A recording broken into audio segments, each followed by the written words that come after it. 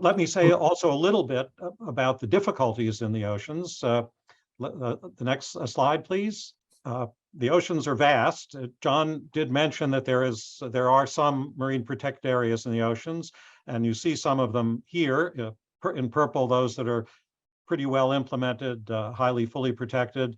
In blue, those are less so. But of course, you have to keep in mind that you need a good Navy or a good Coast Guard if you want to enforce behavior and compliance.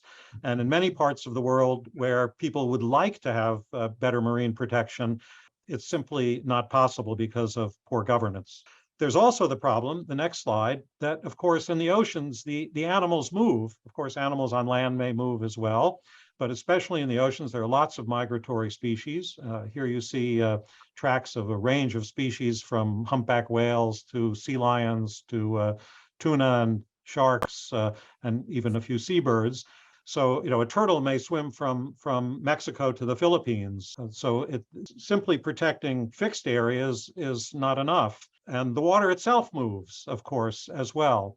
So in the oceans, we need both a big expansion of this concept of protected areas, the 30 by 30 or a 50%, a half Earth, but we also need to think of big, bold, creative ways to deal with migratory species as well. So and that begins to be possible as we learn more and more about the behavior.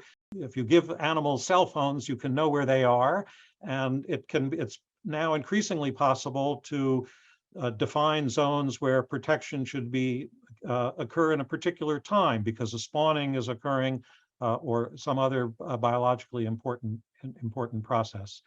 But the bottom line is in the oceans, the oceans are really big, and we need to think really big if we want to continue to have diverse and abundant sea life. And we need much more effective collective efforts also to reduce pollution at its sources.